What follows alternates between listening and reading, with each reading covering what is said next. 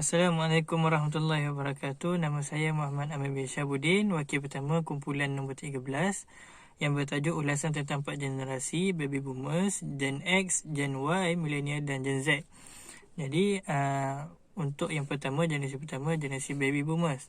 Pengenalan Baby Boomer adalah generasi yang lahir tahun 1946 dan 1964, antara 2 tahun ni.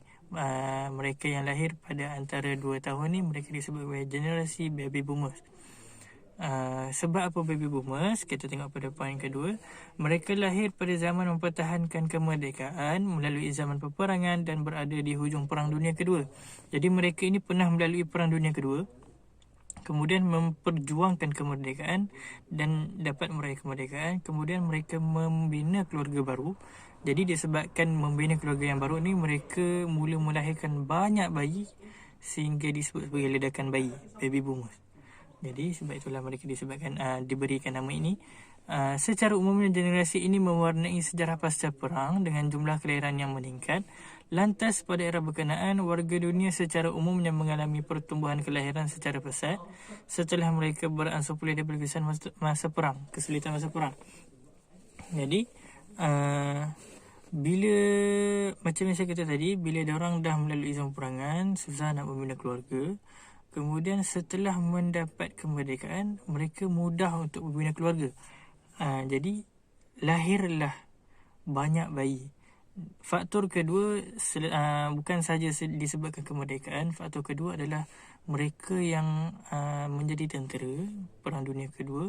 Selepas Perang Dunia Kedua, kerajaan memberikan banyak bantuan daripada segi duit, dari segi tanah kepada tentera. Jadi mereka tak risau untuk memiliki anak yang ramai. That's why mereka melahirkan anak yang ramai, kerana harta sudah mencukupi dan dijamin. Jadi karakteristik generasi Baby Boomers, yang pertama, cenderung untuk menghargai hubungan. Sebabnya mereka terlalu banyak rasa kehilangan. Jadi bila ada seseorang yang penting untuk mereka, walaupun bergaduh, mereka lebih cenderung untuk memaafkan dan menjaga hubungan. Sebabnya terlalu banyak meraih kesakitan kehilangan seseorang. Jadi mereka lebih cenderung ke arah itu. Yang kedua, sangat kerja keras dalam mengumpul harta. Sebabnya kalau kita perasan zaman-zaman atuk nenek kita dulu, generasi Baby Boomers, mereka mengumpul harta bukan untuk mereka tapi untuk generasi seterusnya. Macam inilah juga dalam bab kita ni, Baby Boomers di serata dunia, tak kisahlah bangsa apa pun, selepas kancah peperangan mereka kumpul harta untuk generasi seterusnya. Jadi mereka sangat bekerja keras, bukan untuk mereka sahaja tapi untuk generasi seterusnya. Yang ketiga, serba boleh. Disebabkan mereka telah melalui kancah peperangan, mereka tidak mengharap pada orang lain dan mereka mempunyai sifat untuk sentiasa mencuba perkara yang baru yang mereka tidak boleh buat dan tidak bergantung pada orang. Jadi sifat serba boleh ni seolah-olah sifat yang semula jadi dalam diri mereka. Yang keempat, mereka memegang teguh adat istiadat sehingga cenderung untuk memiliki sifat kolot, macam mana yang kita jumpa atuk nenek kita ataupun dekat kampung kita, orang tua. Mereka lebih cenderung untuk bersifat kolot disebabkan mereka sangat berpegang teguh pada adat istiadat. Okey, yang kelima, namun matang dalam membuat keputusan. Yang tu tak dapat dinafikan lah, walaupun mereka berfikiran kolot, tapi untuk membuat keputusan mereka sangat matang untuk berfikir dan mencapai solusi yang terbaik pada pandangan mereka. Jadi kaedah berdakwah, pada pendapat saya, cara dakwah yang sesuai untuk golongan ini adalah dengan berdakwah dengan fakta dan juga memperbanyakkan menggunakan analogi dan perbandingan. Sebabnya mereka yang generasi ini lebih suka memegang kepada fakta berbanding teori ataupun berbanding imajinasi. Jadi untuk berdakwah kepada mereka ini, pada pendapat saya, adalah lebih bagus untuk kita menggunakan fakta dan analogi untuk membuatkan mereka berfikir.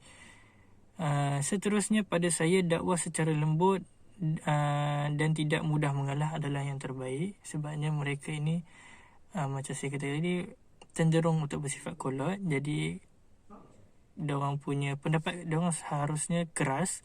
Jadi kita tak sepatutnya mengalah dan bersifat lembut untuk berdakwah kepada mereka. Yang ketiga, dan juga fokus kepada menunjukkan perilaku atau adab yang bagus berbanding kata-kata. Sebabnya orang zaman generasi boomers lebih suka untuk melihat perilaku seseorang, untuk menilai diri seseorang berbanding kata-kata dia. Jadi generasi ini pada pendapat saya mereka lebih melihat perilaku seseorang berbanding kata-kata. Jadi dalam berdakwah, saya rasa dengan untuk generasi ini lebih mudah untuk membuatkan mereka tertarik dengan kita berbuat baik dahulu, kemudian baru kita selitkan sedikit demi sedikit dakwah yang ada. Jadi itu untuk bahagian baby boomers lah. Seterusnya akan diterangkan oleh sahabat-sahabat saya yang lain. Terima kasih. Bismillahirrahmanirrahim. Assalamualaikum warahmatullahi ta'ala wabarakatuh. Jadi insyaAllah saya akan membentangkan tajuk generasi X ataupun Gen X. Nama saya Ali Imran Hayat bin Azman Mahani, nombor metrik I181028897. Baik, definisi ataupun pengenalan generasi X. Generasi X merupakan sebuah istilah yang menggambarkan generasi di banyak negara lahir dari zaman 1960-an hingga tahun 1982. Namun sempadan masa bagi generasi X tidak ditentukan. Istilah ini digunakan dalam demografi, sains sosial dan pemasaran, dan paling kerap digunakan adalah dalam budaya popular. Baik, maksudnya generasi X ini dia lahir di antara tahun 1960-an hingga tahun 1982. Sebagai contohnya, kalau ibu dan ayah kita lahir di antara tahun 1960 sehingga tahun 1982, mereka ini boleh dikategorikan sebagai generasi X. Seterusnya, karakteristik generasi X. Anak yang sering merasa sendirian akibat ditinggal orang tuanya bekerja merupakan istilah yang kerap diberikan untuk para generasi X. Maklumnya, generasi yang lahir pada pertengahan tahun 60-an hingga awal 80-an ini dibesarkan oleh orang tuanya, iaitu golongan baby boomers yang gila kerja. Seperti yang kita tahulah background di Malaysia ini, pada tahun 1960-an tu hingga 1980-an tu, itu adalah zaman di mana Malaysia ini baru pasca kemerdekaan, yang mana pertumbuhan ekonomi Malaysia ini baru mencanak.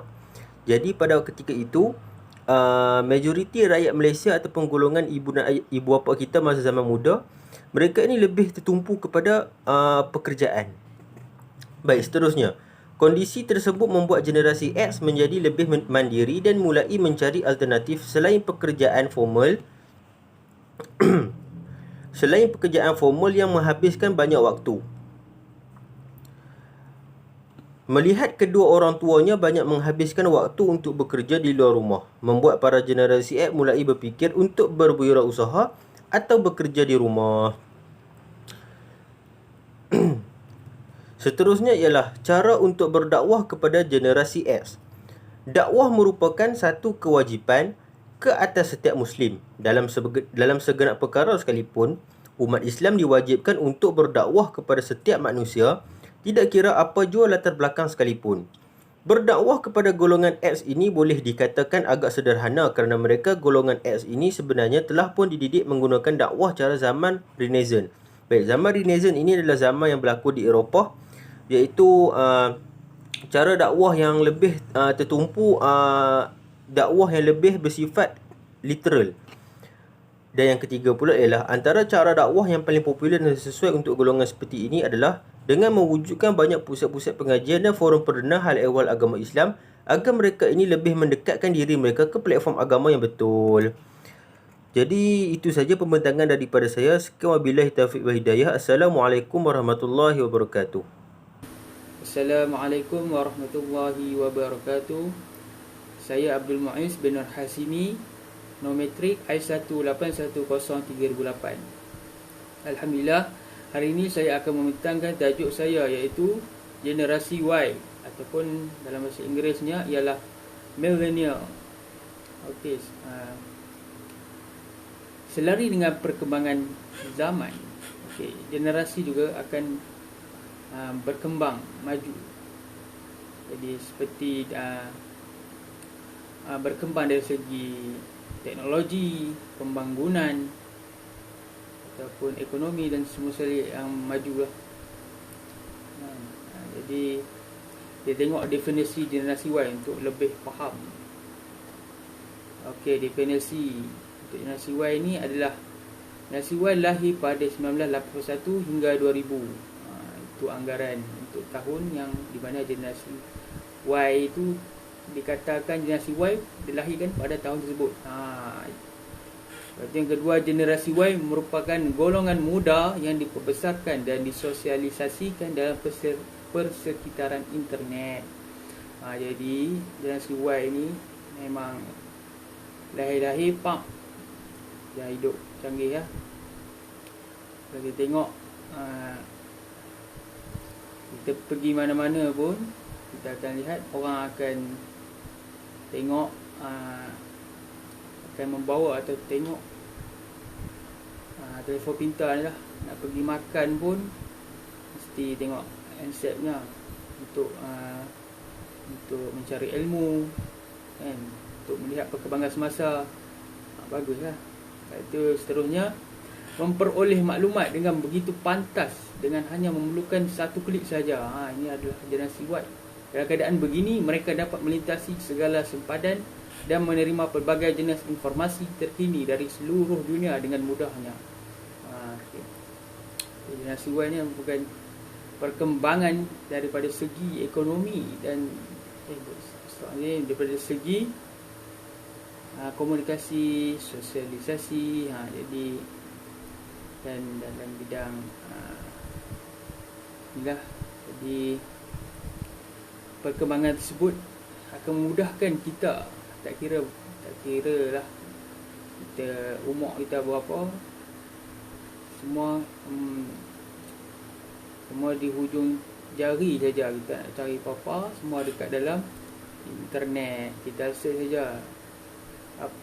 Contohlah kita nak tahu hukum menanam jambang, boleh ada search dekat Google, keluar, insya-Allah akan keluar.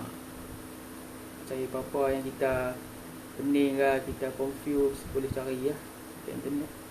Okey, seterusnya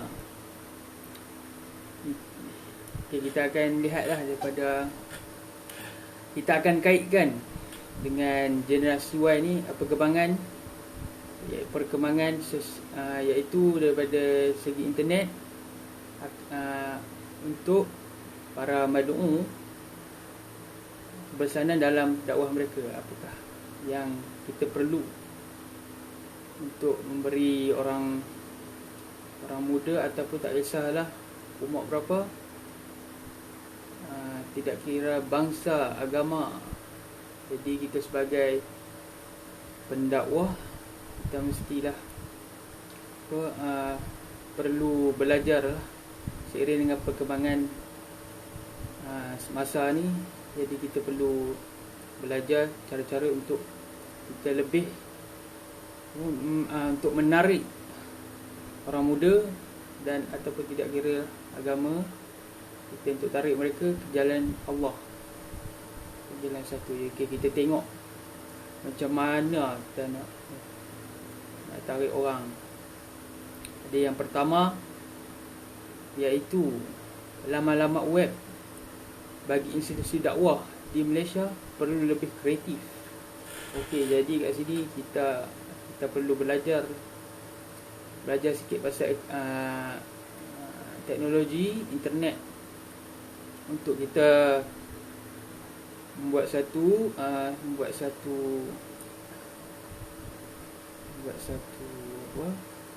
medium pembelajaran kita untuk lebih kreatif, supaya kita tengok sini huraian dia dapat menarik minat orang ramai untuk membaca mesej dakwah yang dipaparkan di dalam laman web. Iaitu contohnya ni berkonsepkan e-dakwah. Dekat e-dakwah tu individu tu atau badan-badan kerajaan serta institusi swasta boleh menyalurkan maklumat berkaitan Islam melalui laman-laman web mereka serta media sosial seperti Twitter, Facebook dan blog. Oleh itu, melalui media baru, ruangan tazkirah serta pandangan dan soal jawab agama boleh disampaikan secara cepat dengan masyarakat dengan skala yang lebih besar. Okey. Kat sini kita tengok apabila kita buat akan lebih, kalau kita lebih kreatif kita dalam menyampaikan ilmu kita dalam Twitter, Facebook dan blog. Sebab apa? Sebab zaman sekarang ni memang 3 nama-nama web itu adalah di dalam media sosial adalah famous di kalangan pemuda, dan tidak kira lah umur, mesti akan tengok Twitter, Facebook, segala. Jadi seterusnya, macam mana, apakah fungsi internet tersebut kepada para pendakwah tu adalah ataupun madu'un. Yang kedua itu meningkatkan kefahaman soal-soal agama kepada madu'un. Selain daripada itu, media baru juga dapat meningkatkan kefahaman masyarakat terhadap soal-soal agama. Dengan adanya internet dan media sosial, semua kerja dapat dijalankan secara cepat dan efektif. Sebagai contoh, sebarang kemusykilan agama dapat diselesaikan dengan penyebaran maklumat melalui laman web, email, Twitter, YouTube, blog dan Facebook yang hanya mengambil masa berapa saat untuk sampai kepada masyarakat. Jadi kalau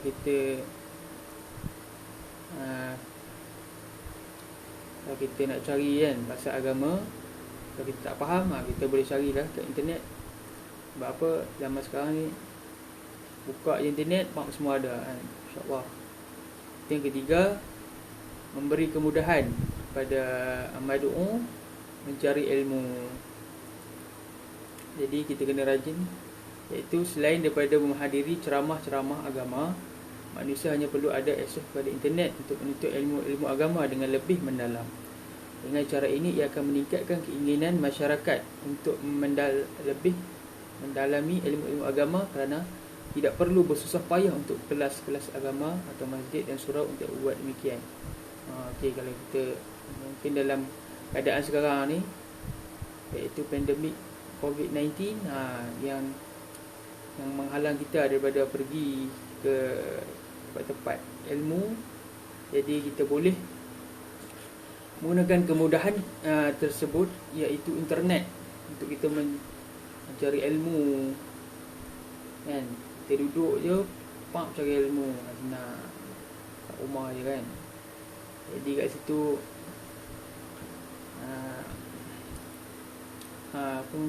ilmu tu dapat disampaikan dengan lebih efisien ataupun lebih okey lah bila kita dalam keadaan yang tidak elok seperti sekarang, zaman sekarang kan. Okay. Seterusnya, selain daripada kelebihan untuk ada kelebihan daripada perkembangan generasi tersebut, iaitu internet, iaitu mesti ada cabaran juga internet dalam dakwah, iaitu dengan dunia tanpa sepadan, iaitu borderless world. Segala bentuk maklumat, sama ada yang sahih atau salah, boleh sampai kepada orang ramai. Sebagai contohnya, dengan hanya berpandukan internet untuk membuat rujukan berkenaan ayat-ayat Al-Quran, kemungkinan akan berlaku kesalahan fakta seperti ayat dari versi Israiliyat. Jadi kalau kita mencari ilmu tu, kita mestilah ada ilmu juga. Kita tidak terus percaya ataupun ambil terus. Jadi kita perlu soal dulu, kita perlu cari betul tak maklumat tersebut. Kita perlu kaji maklumat tersebut. Lepas itu yang kedua, cabaran. Yang kedua adalah Islam adalah agama yang mementingkan adab berguru antara guru dan murid. Pengajaran dan pembelajaran Islam meletakkan masalah kepercayaan dan keyakinan diri terhadap Allah SWT sebagai pokok utama. Kepercayaan dan keyakinan ini perlu direalisasikan dengan ibadah, akhlak serta tingkah laku sosial. Pendidikan Islam memerlukan proses dan sentuhan guru bagi menjamin dan menjaga adab pembelajaran sesuai dengan kehendak syariat dalam memberikan pendidikan terhadap anak didik. Yang kedua ni menerangkan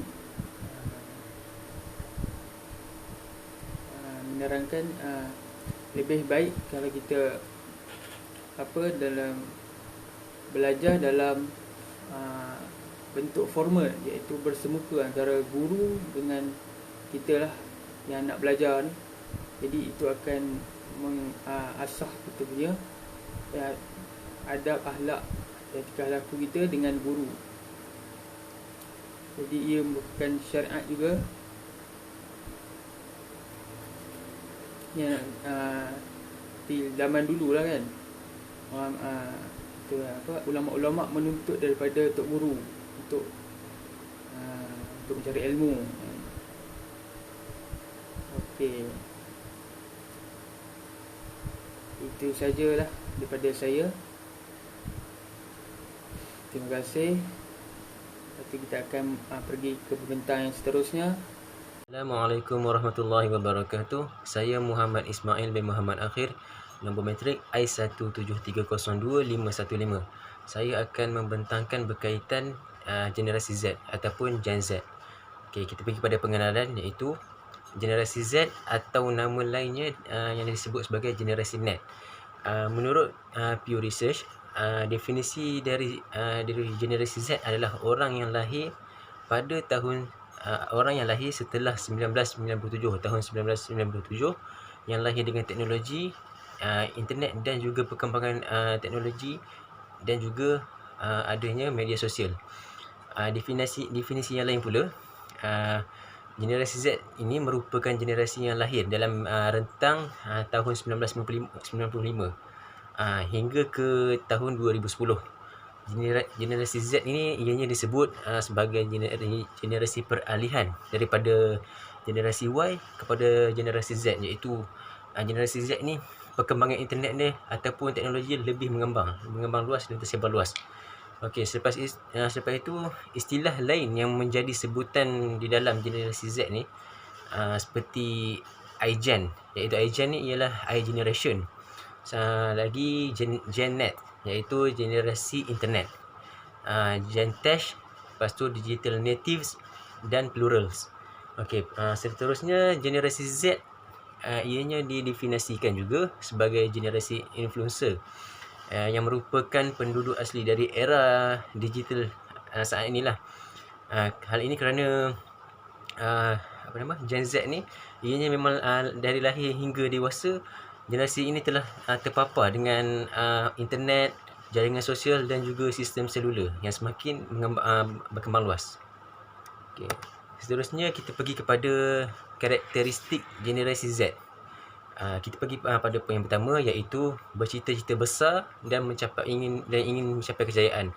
Ini kerana mereka kini memiliki role model yang mereka idolakan dari laman sosial yang semakin banyak, iaitu daripada YouTuber, Insta famous dan juga TikTok kan. Banyak lagi. Daripada situ mereka mendapat role model dan mereka ingin jadi seperti idola yang mereka menjadikan role model tersebut. Seterusnya poin yang kedua, iaitu menyukai hal-hal yang mudah, praktis dan juga instan. Ini kerana mereka generasi Z ni kebanyakan enggan untuk meneliti sesuatu masalah dan kurang untuk meluangkan waktu untuk mencari solusinya. Mereka inginkan sesuatu yang cepat, seperti mencari apa-apa informasi kan. Mereka ingin informasi yang cepat. Okey, seterusnya poin yang ketiga, kita pergi kepada menginginkan kebebasan. Generasi Z ni mereka tidak suka dengan adanya perintah tanpa ada penjelasan yang logik, termasuk peraturan-peraturan yang mengekang ataupun menghukum mereka lah, seperti dalam skop kekeluargaan ataupun skop kemasyarakatan. Okey, lepas tu kita pergi kepada poin yang keempat, iaitu memiliki rasa percaya diri yang tinggi. Generasi Z ni umumnya mereka memiliki rasa percaya diri yang tinggi lah dalam apa yang mereka lakukan. Sebab apa? Yang membuatkan mereka memandang sesuatu perkara yang hendak mereka lakukan, mereka menganggap sesuatu itu positif. Itu yang mereka percaya pada diri mereka dengan kepercayaan yang tinggi. Okey, seterusnya kita pergi pada poin yang seterusnya, iaitu menyukai hal yang detail. Mereka ni cenderung berfikiran kritis. Maknanya sebab mereka dalam memikirkan satu masalah, mereka lebih suka sesuatu yang detail, mengetahui sesuatu itu dengan lebih detail lah. Tambahan lagi, apa yang mereka hendak ketahui itu disokong oleh kemajuan internet. Maknanya apa yang maklumat atau informasi yang hendak mereka cari itu sangat mudah untuk didapati dengan sokongan internet. Okay, seterusnya generasi Z ni, ia ingin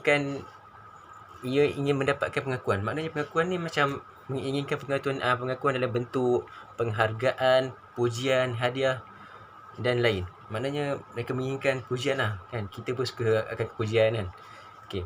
Seterusnya, poin yang seterusnya, lebih bertoleransi dan menghargai perbezaan. Sebab apa? Generasi ini lebih terbuka untuk menerima perbezaan, sehingga lebih bertoleransi dan menghargai setiap perbezaan. Tak kisahlah daripada segi suku, kaum ke, agama ke ataupun ras. Mereka lebih bertoleransi dan menghargai di antara perbezaan itulah, kaum, bangsa dan agama. Okay, kita pergi kepada poin yang seterusnya, iaitu dakwah di era generasi Z ni. Bagaimana dakwah di era generasi Z?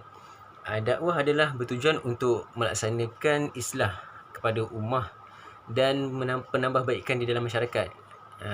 Jadi untuk itu pendekatan dakwah harus dipelbagaikanlah untuk generasi Z, iaitu pada era generasi Z ni, dakwah harus dipelbagaikan agar ia relevan lah dengan agar ia relevan dan menepati keperluan di era zaman generasi Z ni.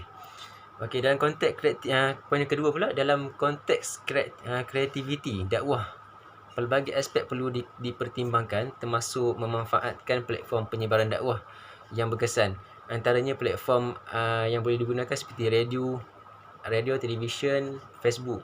Paling banyak sekarang ni banyak daripada Facebook, aplikasi WhatsApp, Instagram, YouTube, dan terbaru juga TikTok, kan. Banyak daripada situ lah. Daripada situ juga dakwah boleh disebarkan melalui platform-platform yang saya sebutkan tadi. Okey, seterusnya poin yang ketiga pula, mengambil kira kelompok masyarakat yang menjadi sasaran dakwah. Seiring dengan perubahan masa dan zaman, kan, zaman generasi Z ni, lebih-lebih lagi rata-rata masyarakat kini merupakan generasi baharu yang lebih tertarik dengan kandungan kreatif dan penggunaan media sosial. Maksudnya mereka lebih tertarik dengan benda yang kreatif dan mudah, cepat dan tidak terlalu panjang lebar, dan tapi walaupun sesuatu maklumat yang mereka dapat ringkas, tetapi mudah untuk mereka fahami kerana adanya kreativiti pada teknologi sekarang ni. Okey, seterusnya kita pergi pada poin yang keempat, iaitu pendekatan dakwah yang lebih santai, interaktif, yang dan menarik minat pelbagai golongan, terutama golongan muda. Golongan muda sekarang memang kebanyakannya menggunakan media sosial, terutamanya di Instagram, YouTube, TikTok dan juga Facebook. Okey, di situlah kita boleh menggunakan platform tersebut untuk menyebarkan dakwah dan memberikan dakwah kepada golongan muda, terutamanya golongan yang muda lah.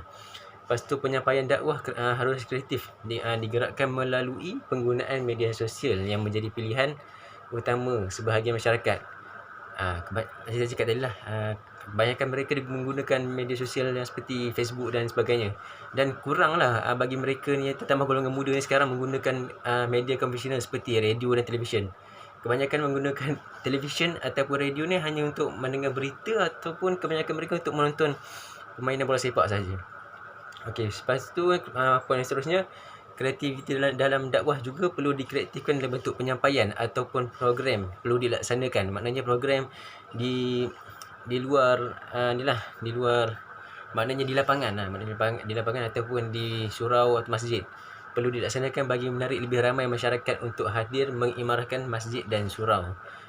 Lepas tu selain itu juga seperti untuk mengimarahkan Masjid di Surau ni, boleh membuat cadangan pada AJK Surau ke atau masjid, membuat aktiviti atau program seperti adanya pertandingan nasyid atau ceramah ke kan. Dalam tengah berprogram tu kita boleh selitkan dengan dakwah.